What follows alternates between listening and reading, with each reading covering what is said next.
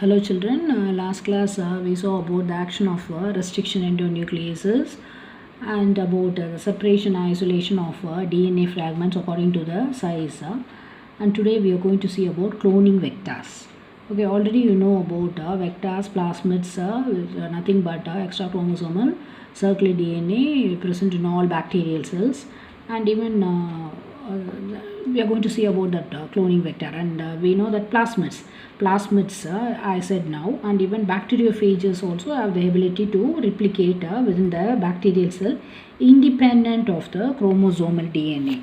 That is this is the bacterial chromosome and the plasmid. See, they have the ability to replicate independent. They are not depend upon the bacterial chromosome, so they can replicate independently. Okay, so some bacteriophages have a high copy number of their gene. That is, copy number of refers to the average number of copies per host cell. So bacteriophages, they have high copy number of the genome within the bacterial cell, and some plasmids where they have one or two copy numbers. This copy number varies. It can be low, high or medium. Low copy number in the sense 15 to 20 copies per cell. High copy number means 500 to 700 copies per cell. Okay, so it all depends upon, say, if you are able to link an alien or a foreign piece of DNA with a bacteriophage or a plasmid DNA, we can multiply its number equal to the copy number of the plasmid or the bacteriophage. So if you are able to link a foreign DNA, if this low copy, the same thing we can just equal to the copy number of the plasmid. So that linked DNA will be producing 15 to copy numbers per cell within that plasmid or the bacteriophage. If it's 500 to 700 copies, same the linked cell will be able to produce 500 to 700 copies of the copy number of the plasmid. So usually they will just link to high copy number because they need a high copy number of the desired DNA. So plasmids or bacteriophages having high copy number, they will link the desired gene. And vectors, see, nowadays vectors used at present or engineered in such a way that they help easy linkage of the alien or the foreign DNA and selection of recombinants from non-recombinants. Recombinant means having an insert, having a foreign DNA. Okay, non-recombinants which usually does not carry a insert. So the vectors are engineered in such a way. So this that is what today we are going to see, how these vectors are engineered. The following some of the features that are required to facilitate cloning in a vector. This vector only we are going to see, that is E. coli cloning vector PBR 22. See, this PBR E. coli cloning vector 322 is a number, and P for plasmid, B is a Bolivar, the name of the scientist, and R is a Rodriguez.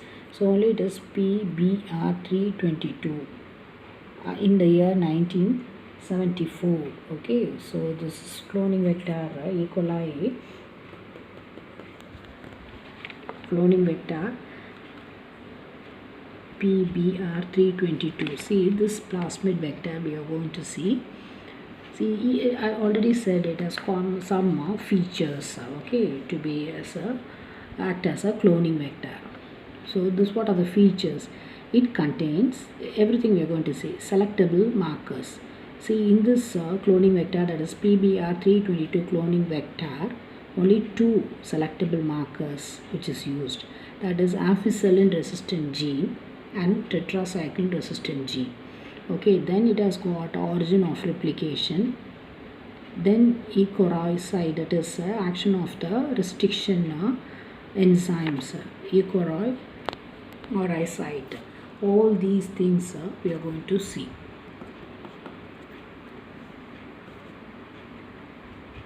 So these are the features present in this PBR 322 vector selectable markers. So this is what the same thing is given in your book also. Okay, the PBR 322 E. coli cloning vector. They've got some certain size which we are going to see today. Okay, first one is origin of replication. You know very well. This is a sequence where replication, the previous class itself I told about this origin of replication. This is a sequence in a vector where replication starts, and any piece of DNA when linked to this DNA, the foreign DNA, when linked in this sequence, it can be made to replicate within the host cells. Okay, replicate identical copies. Okay, so this origin of replication is very, very important. And any piece of DNA when linked with the sequence, it can be made to replicate within the host cell.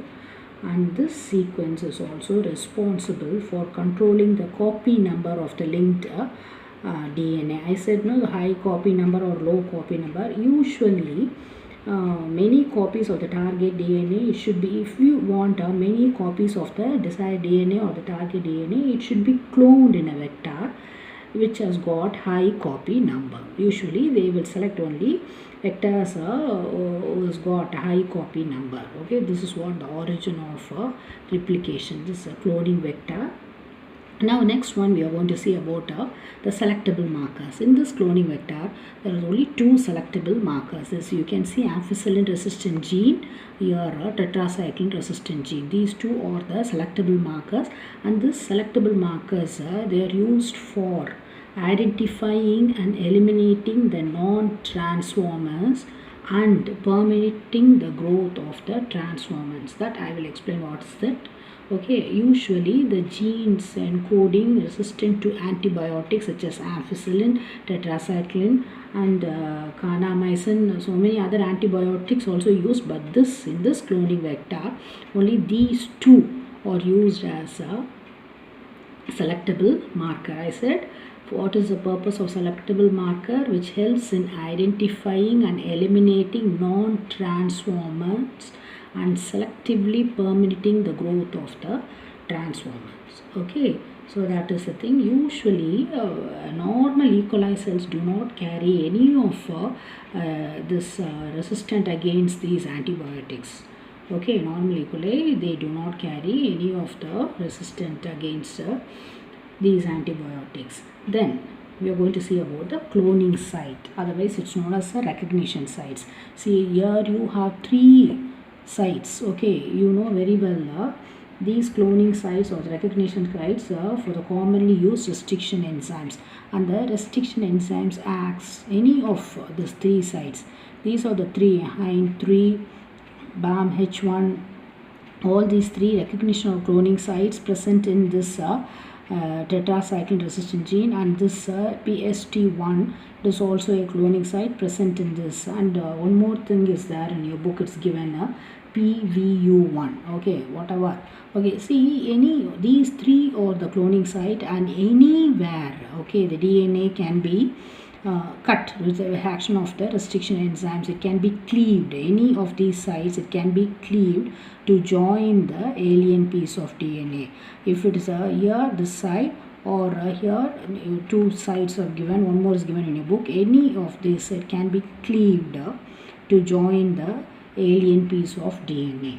Okay, so actually usually if presence of more than, if it is only one recognition site, it will not be confusing, or presence of more than one recognition sites within the vector will generate several fragments of DNA, which will complicate. Okay, so what happens here, actually we are going to ligate a foreign DNA, and this restriction site that is BAMH1, this part, it will be cleaved and a foreign DNA will be just ligated here.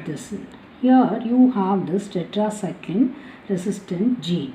Okay, you have this gene. So what happens when you just when you just ligate a foreign DNA at this site, BAMH1 site, the recombinant plasmid will lose tetracycline resistant due to the insertion of a foreign DNA.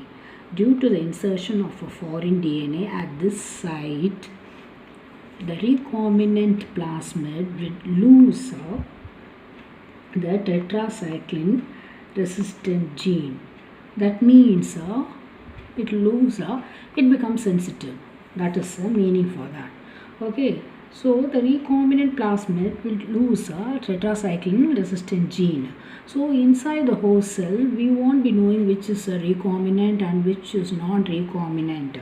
So in this issue, we can the selectable markers play a significant role in selecting the recombinants from the recombinants, because in the host cell we have copies of all together. Recombinants will be there, we want only the recombinants, that is having a foreign insert of a foreign DNA. So what happens here, plating the transformers, okay, that is very very important, which I will show you the picture. Okay, yeah, first of all you must know what is transformer. I was telling no selectable markers they are useful for identifying the transformers from the transformation not occur means this is the bacterial cell in which no plasmid, okay, only you have this chromosome, no plasmid. Transformation occurred, you have two types. See, this is having a plasmid, but it is a non-recombinant, not having a insert desired DNA, but it is a recombinant having a desired DNA. Other things it will be having, but not the foreign DNA. Sometimes what happens here, when they ligate a foreign DNA, some of the plasmids take up the foreign DNA, and sometimes they will not. It will be normal. Even if you just cleave it and join, sometimes it fails. It will be a normal DNA. It will not take the foreign DNA. So we don't know, okay, because it will be cloned in the host cell. We have to find out. For these purpose only selectable markers used, okay. And this is a gene of interest, that is what here you have the selectable markers, okay. This is a recombinant recombinant plasmid, okay, having a gene of interest. Some will not be having that, we have to find out, okay. See, transformers are non-recombinant having the plasmid, recombinants having an insert like this gene of interest, okay. So what you are supposed to do, I said about the selectable markers, here they play a significant role, okay. What happens this plating the transformers, okay, and plating the transformers on tetracycline containing medium like this. These are the petri dish. I have drawn the diagram. So we have to just first on the petri dish nutrient medium. In this we have this tetracycline, and here also the nutrient, two plates, okay. First they will grow in this medium, the transformers growing on this tetracycline medium, and again it will be transferred in the medium with ampicillin. This is a nutrient medium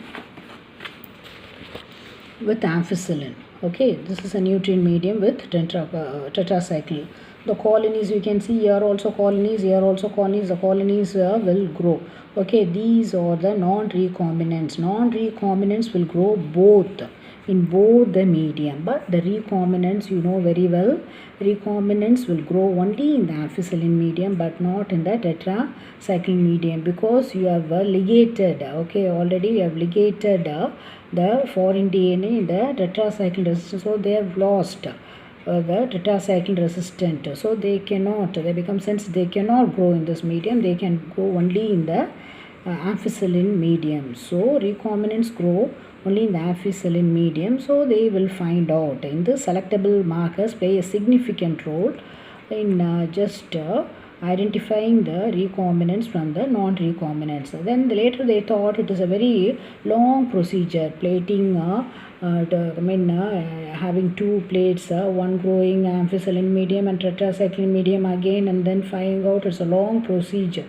They thought like that, and then they just came out with another procedure for identifying the recombinants from non-recombinants. Okay, what is that we'll see. First of all, before that, how with the use of the selectable markers, selection of recombinants, how it is. I've drawn the diagram, but this is, see, transformed cells can grow in amphicoelin or tetracycline medium, and transformed with non-recombinants can grow in both the medium because they don't have the insert.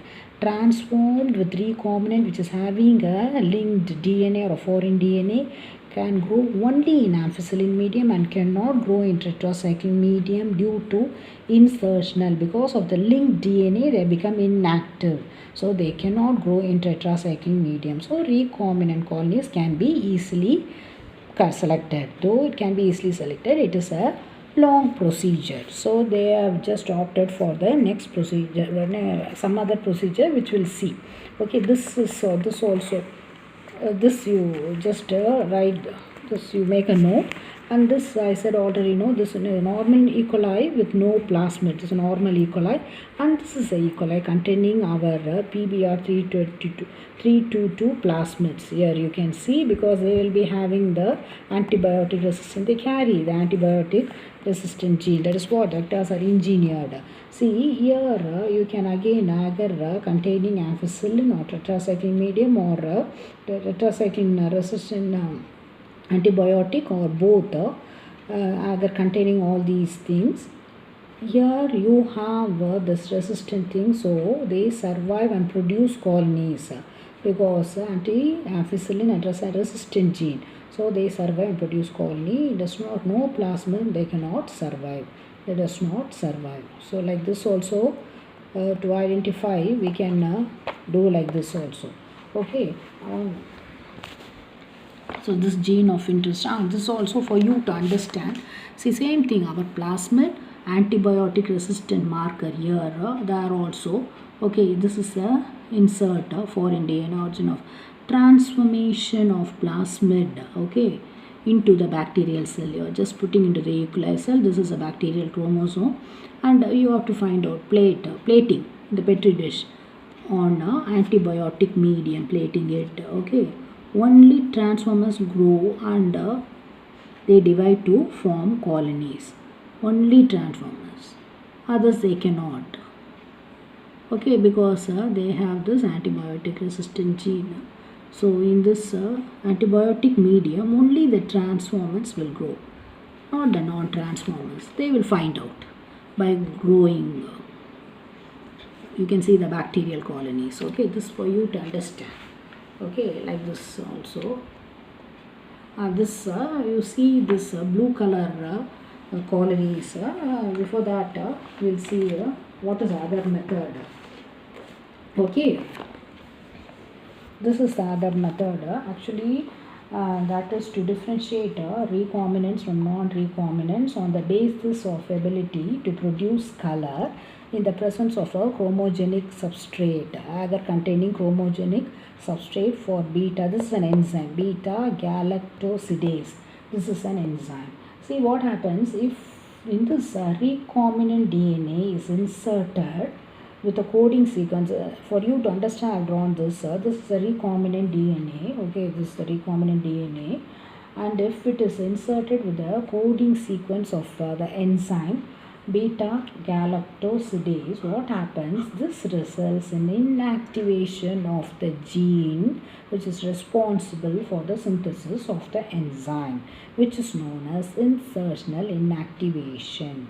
When you insert, okay, the coding sequence of the enzyme, the gene responsible for this enzyme becomes inactive. So the presence of chromogenic substrate gives blue colored colonies if the plasmid of the bacteria does not have an insert. Okay, because presence of an insert results in insertional inactivation of the enzyme, and the colonies do not produce any color, and they are just referred as recombinant.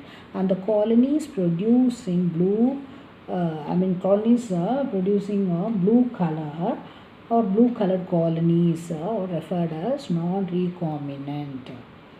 Okay, that is what it can be grown. You can see the blue color, they are non-recombinant because here only the recombinants only become when you insert the enzyme, it becomes inactivated. The gene responsible for the synthesis of the enzyme becomes inactivated, so they will not be able to produce the color. Actually produce white colonies. For you to see well only, I have just put this color. Actually it should be white colonies, and those does not have a insert will produce blue colonies. This is chromogenic will produce only blue colored colonies. So we can identify the recombinant from the non-recombinant, which is easy procedure compared to this procedure. Okay, that is amphicoelin containing medium. Blue color colonies, this is what you can see, the white and the blue. Okay, white is a recombinant and blue is a non-recombinant. They will select by growing because they want only the recombinant. How to select by this?